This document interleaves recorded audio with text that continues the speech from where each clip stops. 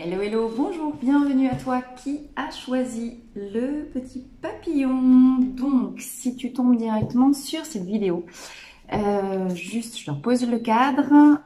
Il s'agit du deuxième choix du tirage d'énergie, de la nouvelle lune en juillet, fin juillet, et de l'entrée dans les énergies du mois d'août. Donc, dans ce tirage, pour commencer, moi je t'invite avant ou après, soit mettre sur pause, soit visionner le papillon, puis aller regarder ensuite ce qui se passe dans la vidéo précédente, justement d'introduction des énergies de la nouvelle lune et du mois d'août. Et si tu arrives de cette vidéo-là, que ton choix c'est le papillon, eh ben bienvenue, tu es au bon endroit, je bafouille. Alors, pour ce tirage, pour le papillon, je vais utiliser l'oracle des divinités japonaises, le Deviant Moon Tarot, et puis nous irons chercher une petite conclusion avec les lettres hébraïques, une lettre hébraïque à la fin. Je vais constituer 3 piles, d'accord? Une première pile, donc déjà 3 cartes, hein, s'il vous plaît, avec les esprits du Japon. Ces 3 piles, oui, vont représenter en fait les 3 plans de lettres, ok? Chaque pile, en fait, tout simplement, il y aura 2 cartes. Une carte des esprits japonais, une carte du tarot. Et vous allez voir qu'on va déjà obtenir des messages qui seront très complets. Les 2 premières cartes nous parleront de la vie concrète, matière, physique. Votre réalité au quotidien, votre réalité professionnelle, la réalité sociale, le lien, vous, par rapport à l'extérieur.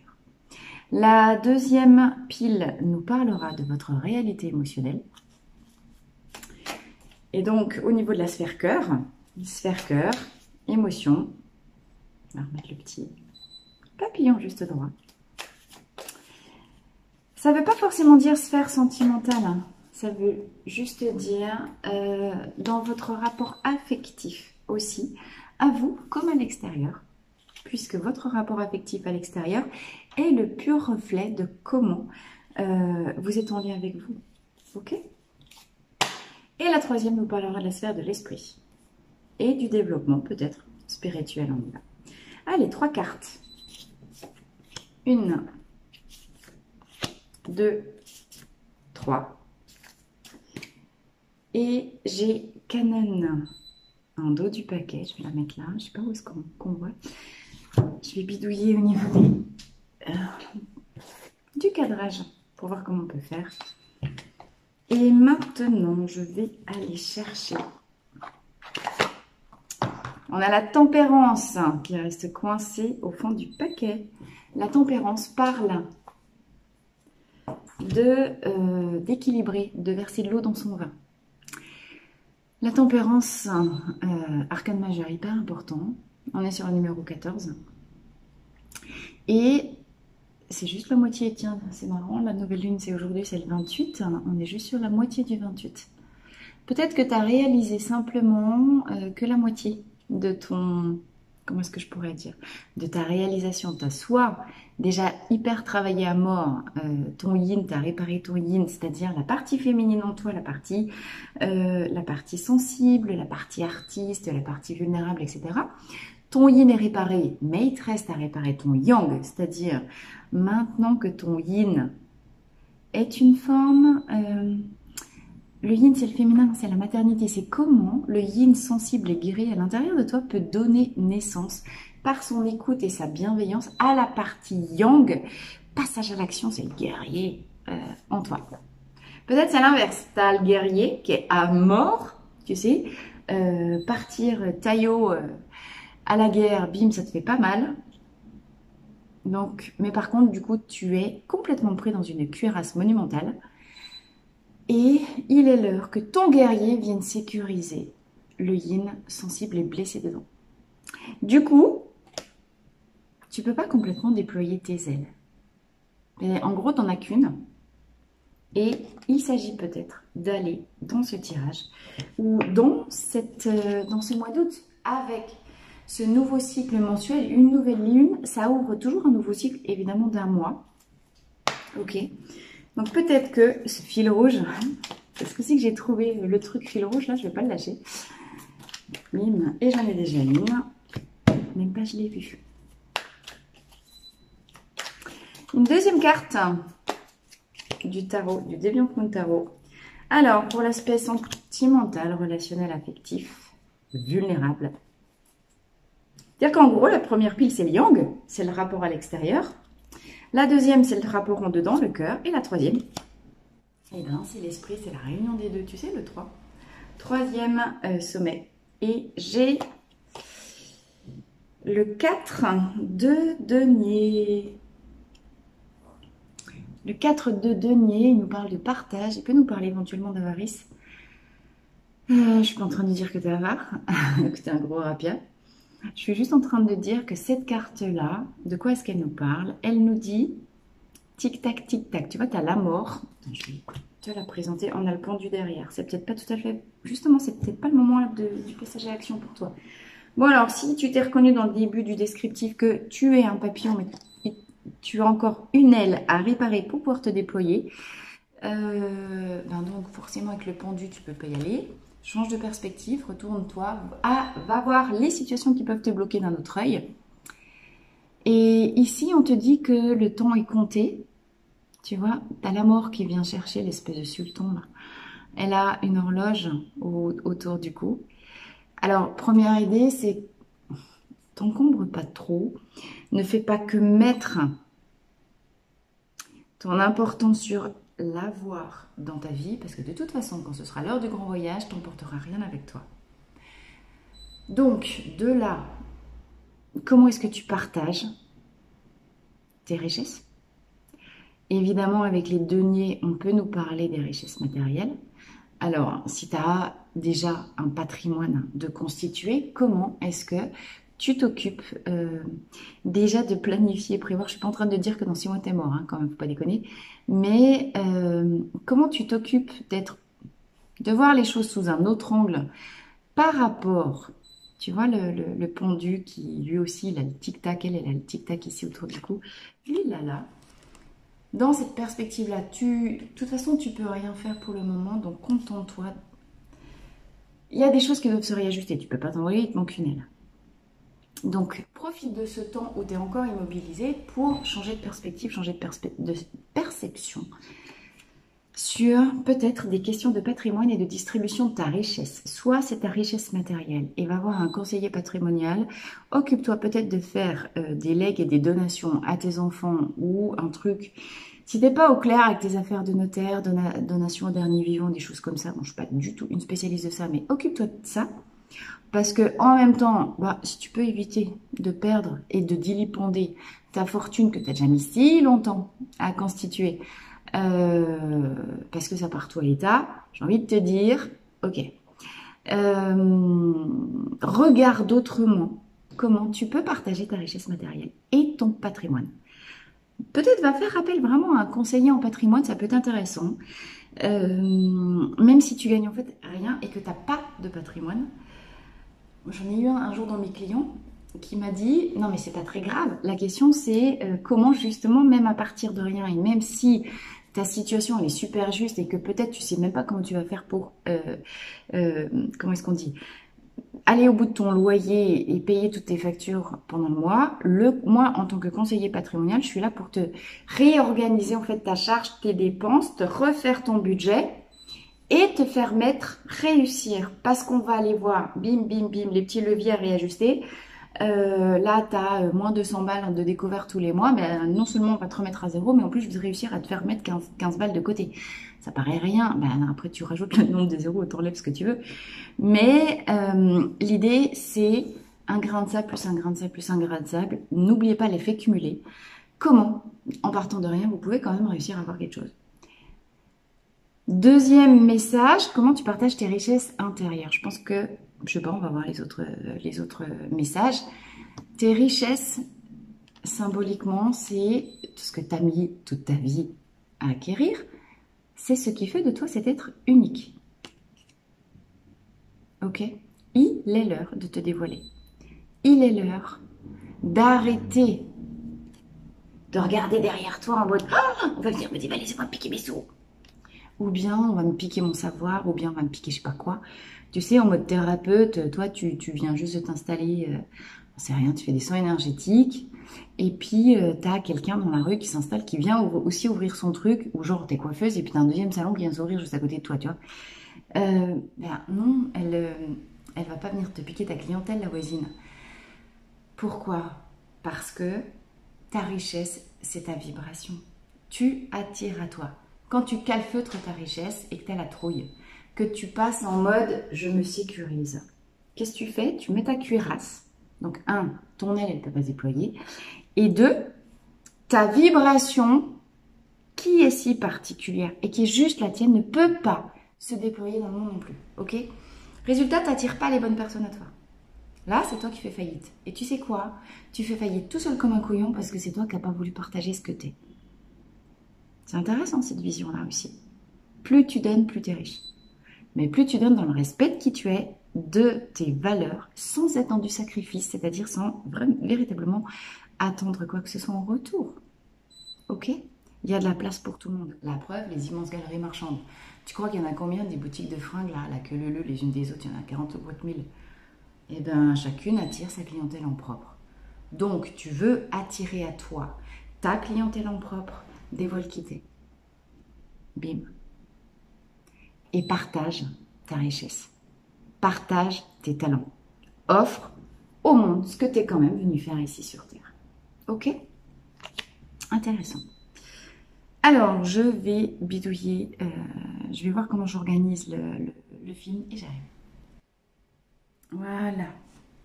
On devrait y arriver comme ça. Alors, en dos de deck ici, j'ai, je ne vous ai pas parlé de cette carte-là, Canon. J'ai Canon et j'ai Ame-nu Uzume. Canon, c'est la déessine de la bienveillance, de la compassion. C'est une grandeur féminine qui s'est écoutée. Vous voyez, on parlait tout à l'heure que peut-être c'est votre... Voilà, soit le féminin en vous doit venir guérir le masculin, soit le masculin doit venir préserver le yin pour qu'il puisse se guérir lui-même. En tout cas, ici, on a la représentation de cette autorité féminine bienfaisante qui sait guérir par son écoute et sa compassion. D'accord. Ici, cette carte-là, c'est aussi la déesse en Canon. C'est aussi la déesse de la pureté. Donc, elle est particulièrement bénéfique quand il est question justement d'aller guérir quelque chose qui souffre en soi. D'accord? Alors, comment s'y prendre pour guérir? C'est ça qui est très drôle. C'est que juste en dessous, on a Ame no Uzume. Bon, j'espère que je ne déforme pas trop le japonais. Et celle-ci, c'est la déesse de la joie. De la joie, de la gaieté, mais de la danse, de la sensualité. Dans la légende, bon, il y avait eu une guéguerre entre dans les dieux et la déesse de la lumière. Elle était vexée, était partie se cacher au fin fond d'une grotte, ok? Et elle voulait plus en sortir, donc les ténèbres étaient tombées sur le monde. Enfer et damnation. C'est donc celle-ci, Ame-nu Uzume, qui est allée devant l'entrée de la grotte et qui a commencé à faire une danse absolument magnifique. Et tous les villageois étaient rassemblés autour d'elle et sa danse était tellement belle, tellement pleine de joie, de gaieté, de sensualité que tout le monde s'est mis à l'acclamer. Et du coup, en attendant les clameurs, la déesse de la lumière qui est au fin fond de sa grotte, elle s'est dit « Oh, mais qu'est-ce que c'est? Mais qu'est-ce qui se passe ?» Hop, je sors et la lumière est revenue sur Terre. On a dit quoi tout à l'heure ici? Osez révéler qui vous êtes. Ne gardez pas votre lumière pour vous. Si vous gardiez tout pour vous, eh ben, c'est comme la déesse de la lumière au fond de sa grotte, vous privez le monde de votre propre lumière. D'accord? On est vraiment exactement là-dedans. Donc, ces deux déesses vous disent, soit tu es toi-même source d'écoute, de bienveillance, tout ce que tu veux, et donne-toi ce que tu donnes aux autres, ou bien va faire appel à quelqu'un qui puisse être un thérapeute ou une personne très féminine avec un yin très très prononcé qui puisse t'écouter parce que tu as besoin de faire le point sur ton arc-en-ciel émotionnel. Certainement que ta propre lumière intérieure est un peu cachée parce que tu traverses un peu des épreuves ou bien parce que tu tournes en rond dans ta vie et du coup tu es tellement focalisé sur ce qui bloque ou ce qui ne va pas que du coup, tiens, tu sais quoi, tu nous fais ton schtroumpf grognon. Tu me dis si tu te reconnais dans la vidéo. Et la déesse de la gaieté te dit, prends soin de ton énergie. On est très près de ce pendu qui ne peut pas passer à l'action, mais qu'en profite pour s'occuper de son énergie, pour changer de perspective, changer de regard et s'occuper de transformer sa posture interne. Ici, c'est un peu l'idée, c'est transforme ta vision. Change le regard que tu poses sur les choses. Tu te sens impuissant, ouais, et ben ça veut dire que peut-être tu diriges mal, tu restes focalisé sur l'objet sur lequel tu voudrais pouvoir agir, ben tu te plantes d'objet, change. Et surtout ici, on nous parle aussi de s'occuper avec la sensualité, de s'occuper de son corps. On te dit va danser, va danser le jerk, hein, fais quelque chose tout le samedi soir là, je sais pas quoi, monte dans ton train et ton bus numéro truc là, et puis va danser le jerk. Ou bien tu vas, comment elle dit Charlotte, ma fille, bah il faut twerker, bouge des fesses en gros, et bouge tes fesses, ok? Parce que tu as besoin de remettre un peu de sensualité, un peu de mouvement, de la joie dans ton corps, cœur, corps, j'allais dire les deux. Alors, attends, j'ai inversé par rapport à toi, puisque c'est là. Alors, plan de la matière. Qu'est-ce qu'on a? Ouh là là, Aburakago. Le pire d'huile en bas. Et on a le 4 d'épée. Donc, le 4 d'épée, c'est la même chose que le pendu, il nous dit bien. C'est le repos du guerrier, mon gars. Donc, si tu avais un doute sur, c'est pas encore tout à fait l'heure du passage à l'action, sous-entendu, c'est pas encore tout à fait l'heure de sortir de ton cocon. Ben, tout simplement, pourquoi? Parce que t'es pas prêt. Oui, t'es pas prêt, regarde. Là, tu es... Attends, je vois rien, en fait. Voilà, là, je vois un peu mieux ce qui se passe. Tu vois, on a le guerrier sous le niveau de la terre, qui fait quoi? Qui hiberne. Comprends? Qui est dans son cocon. Celle-ci, c'est aussi la déesse de la pureté. Il reste des choses à purifier dans tes énergies, dans ton corps, des choses à purifier, c'est-à-dire justement les parties blessées à l'intérieur de toi. Là, tu es encore en gestation, tu es encore dans le cocon. Et ce temps-là, où ben, tu as encore besoin de vivre certains ajustements pour pouvoir développer tes deux ailes, profites-en pour te reposer et travailler sur ton énergie. Hein, c'est vraiment ce qu'on a dit. Et alors c'est marrant parce que celui-ci, là, tu sais, tu as un espèce de... Comment il s'appelle celui-là? Tu as un yokai. Voilà, ça s'appelle les yokai. Un petit esprit de la nuit. Alors celui-là, il n'est pas méchant, il fait rien de mal. Mais dans le temps, ben, on s'éclairait avec des lampes à huile. Et les parents, ils faisaient peur aux gosses en leur disant oui, bah, si tu n'éteins pas ta lampe à huile avant d'aller te coucher, tu as le yokai machin là qui va venir te bouffer ton huile. Et puis, il n'est pas méchant, mais il est très moche et si tu le vois, bah, tu vas faire plein de cauchemars. Ici, c'est justement une invitation à ne pas gaspiller. Quand cette carte-là, elle sort, elle signifie que on laisse brûler son énergie pour rien. On s'éparpille. D'accord? Alors que précisément c'est l'heure du repos du guerrier, c'est l'heure du moment où on vient régénérer et relever son énergie. Donc, essaye de regarder, est-ce que tu as des vampires énergétiques autour de toi? Est-ce que tu as des gens qui t'aspirent ton énergie, dont il serait assez fondamental que tu t'éloignes? Accessoirement, est-ce que c'est toi, le vampire, qui est tellement mort de fatigue que tu as besoin d'aller pirater et siphonner l'huile des lampes du voisin pour te régénérer? Et si tu ne te sens pas concerné par ces questions de fatigue et de vampirisme énergétique, alors ici, cette carte-là, elle peut aussi signifier que ta mission de vie, et on est bien dans le concret, dans le plan physique, dans le plan matière, que ton chemin de vie passe par la préservation des ressources naturelles dans l'environnement, et sur la planète. Ok? Donc, d'un point de vue très concret, peut-être que tu as un projet en gestation qui concerne se mettre au service. Regarde comment c'est cohérent de je fais attention à ne pas dilipender n'importe comment ma fortune ou la gestion des ressources naturelles de la planète.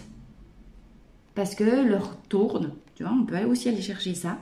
Et on fait, tu vois bien, avec l'élévation du climat, avec tout ça, il est largement l'heure de faire quelque chose avant que ça parte en cacahuète. Donc cette carte-là, si, j'en sais rien, tu as un projet, je pense à ma copine Florine. Florine, si tu me regardes, je t'embrasse. On a encore parlé de ton projet d'éco-village, il y a avant-hier. Oui, avant-hier, tu vois. Et tu vois, Florine, t'es en plein dedans. Effectivement. On parlait aussi des associations des CEL, système d'échange local. Bon, si vous vous sentez concerné pour entrer dans un nouveau monde, dans une dimension d'échange et de partage des richesses d'une autre manière, vous savez quoi, vous êtes super protégé. Ah oui, j'ai oublié de le dire, celle-ci, elle fait de la protection aussi. Vous êtes protégé dans vos projets. Celle-ci, elle a à voir, je vous l'ai dit, avec la guérison, la pureté et la gestation, mais non, la bienveillance, mais la gestation, c'est ça que j'allais dire. C'est vraiment la grande-mère, tu sais quoi, c'est la grande-mère originelle. Donc oui, c'est possible que tu aies un projet qui est encore en gestation, tout n'est pas bouclé, mais qui nous parle de la préservation des ressources, du milieu naturel ou d'un système d'échange local. Et là, tu as vraiment, parce que ici c'est succès et protection. Donc tu as, si tu es dans ce cas-là, des augures qui sont très très favorables pour ton projet. Vas-y, ne lâche rien. Par contre, va pas trop vite, c'est pas l'heure. Et t'es pas encore prêt, t'es pas à l'équilibre peut-être au niveau de ton budget, donc déconne pas. Ok? Alors, d'un point de vue émotionnel et relationnel, on a déjà la grande prêtresse. La grande prêtresse, elle nous parle. Tu sais quoi? C'est la même, j'allais dire. Voilà. Bon, alors toi, t'es enceinte. Hein. Que tu sois un homme ou une fille, t'es enceinte. T'es enceinte. T'es en gestation. Alors, on ne sait pas si t'es en gestation parce que vraiment, t'attends un bébé pour de vrai. Ou si tu es en pleine reconversion professionnelle, ou bien porteuse d'un projet. D'un nouveau projet de vie, d'un nouveau projet pro, d'un nouveau projet perso. Clairement, t'es enceinte. Et c'est plutôt pas mal du tout. Et là, on te dit, ouais, c'est cool. Ce à quoi tu veux donner vie, c'est chouette. C'est peut-être juste en gestation de toi. La grande prêtresse nous parle du 2, l'union avec soi. Elle nous parle de la lune, des profondeurs et des mystères. C'est pour ça que je voulais déjà aller chercher le R. Des mystères sacrés. Les mystères sacrés de l'existence. Le rôle, comment passer à un niveau sacré dans sa vie. Ici, on nous parle de sacralisation. On nous parle, j'ai dû le dire dans l'intro, jusqu'à maintenant, tu étais une chenille qui rampait. Tu avais déjà bien assez à faire au niveau de ta survie en mode reptilienne. Aujourd'hui, la chenille, tu vois le reptile? Le reptile, c'est devenu Ryu. Alors, c'est plus une chenille, hein, c'est juste le roi des dragons. Ryu, c'est un dragon d'eau, le roi des dragons des eaux, des mers et des fleuves et des rivières. Donc on est avec l'eau, l'élément eau, on est complètement au niveau de la sphère émotionnelle, c'est hyper juste. Maintenant ce dragon, il met déjà 1000 ans, alors attends, je ne sais plus combien, 800 ans de gestation, et en tout cas 1000 ans pour juste naître. Et il met 3000 ans pour devenir un modèle de sagesse et un grand maître vénérable qui se reconnaît parce que juste sous son menton, il porte une pierre. une perle. Presque, tu pourrais dire, c'est la pierre philosophale, tu sais, chez les alchimistes. 3000 ans. Il met lui, si toi tu trouves que tu es un petit peu impatient puis qu'il serait peut-être temps que ça se passe, j'ai envie de te dire, Pépère, lui, il met 3000 ans à naître. Tu vois le truc? Donc, celle-ci, cette carte-là, est effectivement vient renforcer l'idée du pendu, c'est pas l'heure pour toi. Ben, on a le pendu, mais on avait aussi le 4 d'épée qui nous dit c'est pas l'heure, c'est l'heure de te reposer. Donc, ce dragon nous dit, peut-être que le projet que tu portes en toi est un projet qui est vraiment ambitieux. Parce que genre, il te faut 3000 ans pour le faire aboutir, tu sais. Oh, regardez ce que j'ai encore en 3 de deck. La gestation. Tu vois, le 3 de bâton. Bon, bah, je te confirme, t'es enceinte. Hein. On a la femme prégnante qui est reliée à sa progéniture avec un cordon ombilical sous la lune bienfaisante. La lune. Là, voilà la grande prêtresse. Tu vois? Mais ils ne sont pas encore prêts, ils ne sont pas encore éclos, les bourgeons, ils ne sont pas encore ouverts. Elle attend, avec beaucoup d'amour, mais elle attend. Tout nous parle de gestation. Tout nous parle de, ben, t'es encore dans ton cocon. Non, t'as peut-être une aile qui est faite, mais pas l'autre. C'est pas encore l'heure. Continue, continue, continue. Mais prends le temps. Alors, je t'invite à aller regarder le tirage de la tortue, parce que la tortue nous parlait de profonds changements dans la lenteur. J'ai envie de te dire, ici, c'est pareil. Alors, tu vas me dire, ouais, mais ça fait 6 mois que ça ballotte dans tous les sens. À chaque tirage qu'on te regarde, Marie, tu nous dis, ça va changer, ça va changer. Le dragon nous parle également, ce dragon-là nous parle également, non seulement du temps qu'il faut pour arriver à maturité, obtenir ta perle de sagesse, mais des épreuves qu'il faut traverser. Ok? Parce que en gros, il faut faire la guerre. Tant que tu n'as pas fait la guerre et que enfin, c'est toujours cette même idée, tout ce qui ne nous tue pas nous rend plus forts. Nos expériences nous assagissent. Ce vénérable Ryu, en 3000 ans, je peux te dire, il en a traversé des guerres. Il en a vécu des épreuves. Il s'est relevé une paire de fois. Mais ce n'est qu'à ce prix et à ce temps que tu deviens un maître vénérable. Je te renvoie la métaphore du gland puis du chêne. Hein. Tu veux être quoi dans ta vie? Tu veux être un gland ou tu veux être un chêne? Un gland, ben, c'est immédiat, vas-y, croque et nourris les cochons. Un chêne, ça abrite la sagesse de Merlin l'Enchanteur, c'est toi qui vois. On nous parle de patience, d'avoir traversé des épreuves, des siècles et des millénaires et des vies et des vies et des vies d'épreuves pour qu'enfin ta sagesse ultime prenne vie, que tu donnes vie à la forme la plus aboutie de toi. Alors, c'est marrant parce que presque j'ai eu un flash de fin de cycle d'incarnation ici. Hein. Bon. Donner vie à la réalisation et la forme la plus aboutie de qui tu peux être. Alors, d'un point de vue spirituel, incroyable. On a O, ben voilà. O, c'est l'union sacrée. C'est une chimère qui est composée de tout un tas de bestioles, qui a toutes les couleurs. Et le O, je ne sais pas si tu vois, il s'écrit, bon, H-O-O. Et à la base, c'est un couple. Tu as le premier H-O qui veut dire masculin sacré et le deuxième O tout court qui veut dire féminin sacré. Cette carte-là, d'un point de vue spirituel, elle nous parle de l'union des complémentaires opposés masculin-féminin. Elle nous parle de l'union sacrée entre le yin et le yang en toi. Ce que nous évoquait déjà la tempérance tout à l'heure. Mais, par contre, elle est associée au 7 d'épée. Et le 7 d'épée, qu'est-ce qu'il fait? Il bricole. C'est ce qui s'appelle l'équilibre précaire. Et l'autre, qu'est-ce qu'il dit? Il dit, waouh, l'arche, ça passe. Vas-y, bah, il risque juste de s'égosiller, de se trancher la corde et l'épée lui-même, enfin la gorge tout seul. Il a un pied de travers, donc il veut faire les choses justement avec beaucoup trop d'empressement. Et juste, il risque de se foutre en l'air.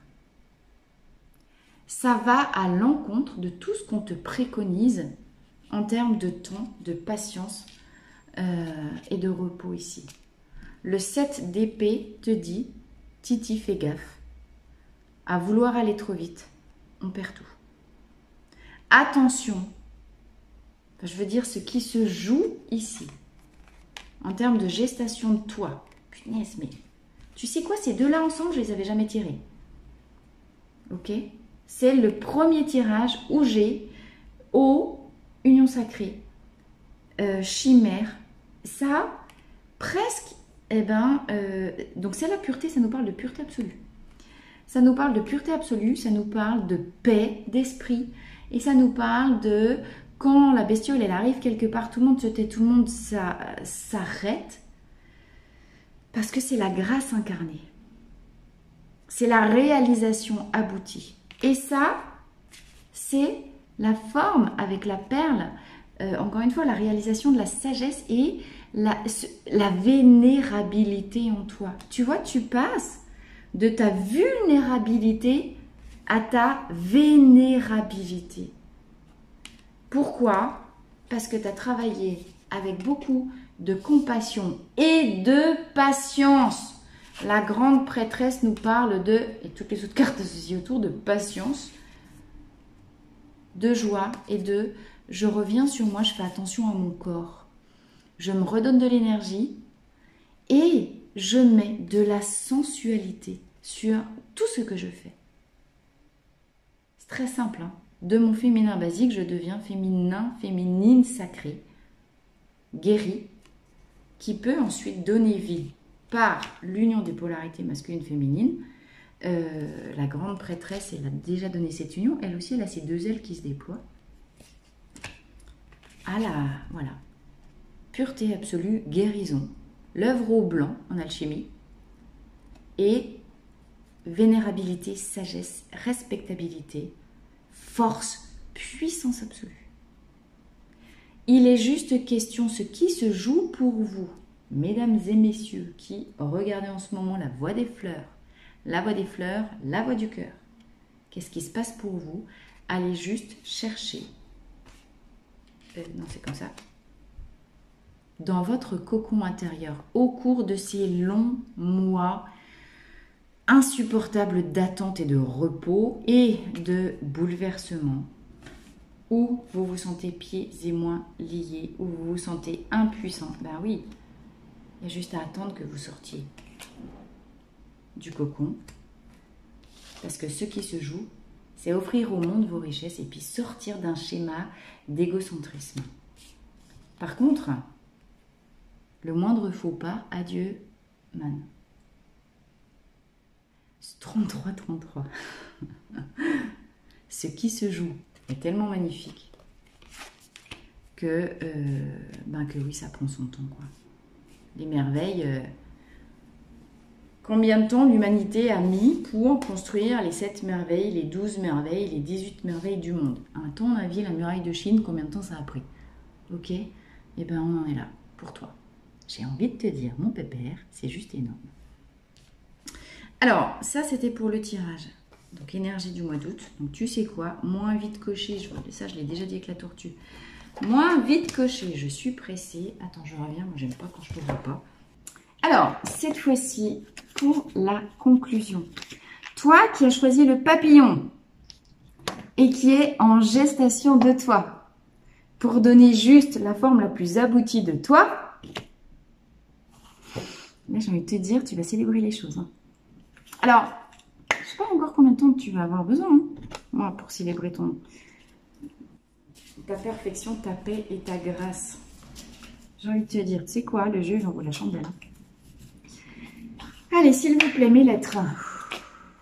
Quelle est la lettre hébraïque qui s'adresse à toutes les personnes qui auront choisi le papillon dans ce tirage? Ce qui se joue, on vous le dit hein, depuis le début, la nouvelle lune en Lion, allez chercher sa souveraineté, allez chercher la partie la plus noble de vous-même, j'ai envie de vous dire, avec O et Rio. Et maintenant, vous avez les lettres de la grandeur qui viennent vous parler directement, j'ai envie de vous dire. Dalet. Dalet. Ain, nouveau commencement. Ah non, pardon, c'est Aleph, le nouveau commencement. Alors, Dalet, numéro 4. Le 4, évidemment, 2022, enfin le 22 dans 2022, c'est la force, la stabilité, la sécurité. Et je vais vous lire tout de suite ce que représente Dalet, numéro 4. Parce que je ne les connais pas. Hein. Enfin, je ne connais pas par cœur. Je ne peux pas tout avoir dans la vie quand même. Dalet, la grande porte. Protégée par la planète Mars qui signifie là. Et cette carte Dalet, cette lettre Dalet signifie donc la porte. Et nous parle du rayonnement indigo qui vient d'Orion. Je rigole parce que moi je viens d'Orion, c'est pour ça. Les notions clés associées à cette carte sont le passage décisif. Je crois qu'on l'a vu. Gardien du seuil, le sphinx, le dépouillement et se dévêtir soi-même. J'ai envie de te dire, pour sortir de ton cocon, devenir un papillon, tu as effectivement intérêt de te dépouiller. Il est passé où mon ben, j'ai perdu mon set d'épée. Voilà, je sais pas où il est. Par là. Non, le 5 de denier. Bref, non, c'est pas très grave. Dépouillement. Il ne s'agit pas de se dépouiller pour perdre, il s'agit de se dépouiller pour offrir autrement. D'accord. Donc, il s'agit évidemment d'aller chercher une ère nouvelle. À l'aube, je te lis les trucs. À l'aube d'une ère nouvelle, Dalet se manifeste dans toute sa splendeur.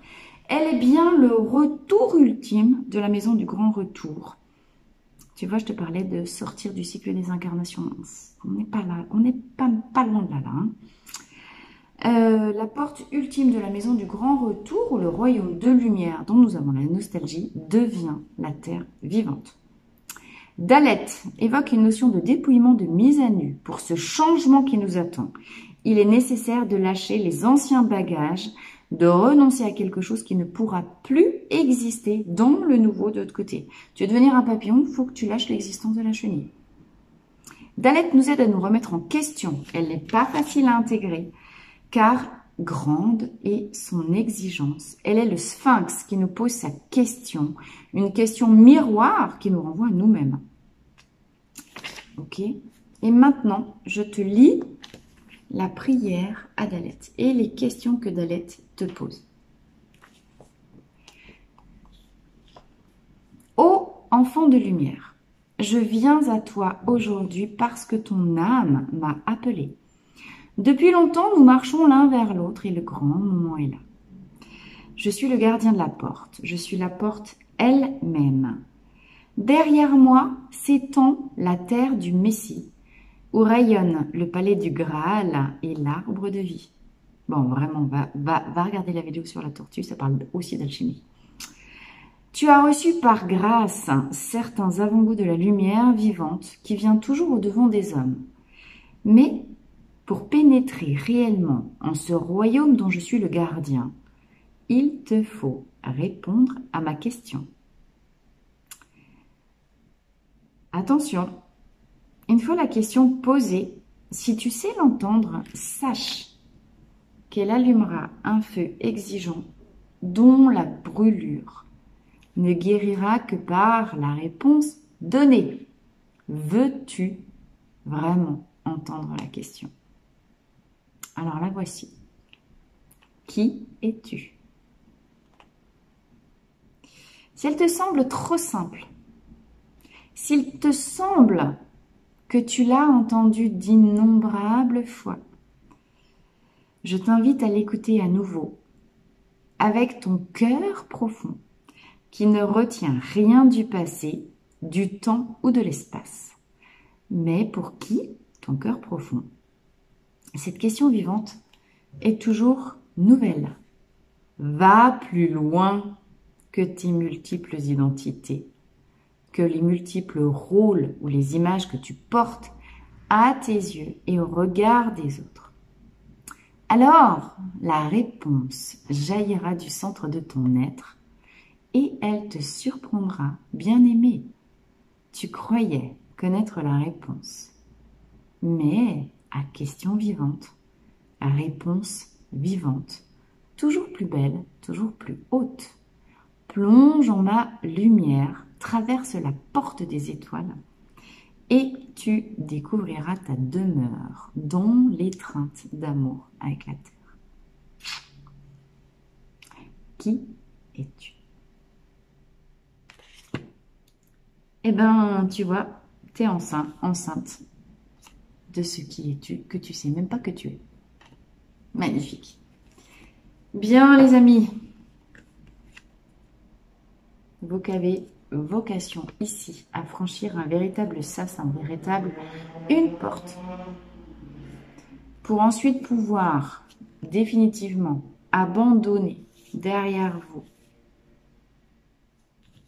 le bricolage et la médiocrité et devenir votre propre splendeur. Écoutez cette question et reposez toujours au fond de votre cœur la question de Dalet. Qui es-tu? Eh bien, je te laisse sur ces réflexions. Je t'embrasse très fort. N'hésite quand même pas à t'abonner, à mettre des commentaires, à liker, partager la vidéo si elle t'a plu, à co-créer avec moi cette chaîne et son évolution. Si mes vidéos te plaisent, si ça te parle, si tu sens que tu peux avancer, évoluer et te réaliser pleinement dans toutes les dimensions, devenir l'œuvre de ta vie. L'œuvre de ta vie, c'est parce que tu fais, c'est qui tu es. Tu veux être quoi comme œuvre? Eh bien, je t'invite vraiment à interagir avec moi sur cette vidéo. Et puis, voilà, un petit pouce, ça fait toujours plaisir. Un petit commentaire, un petit like, un petit abonnement. Et voilà. Je t'embrasse très fort. Et je te dis à très vite dans la Voie des Fleurs. Bisous.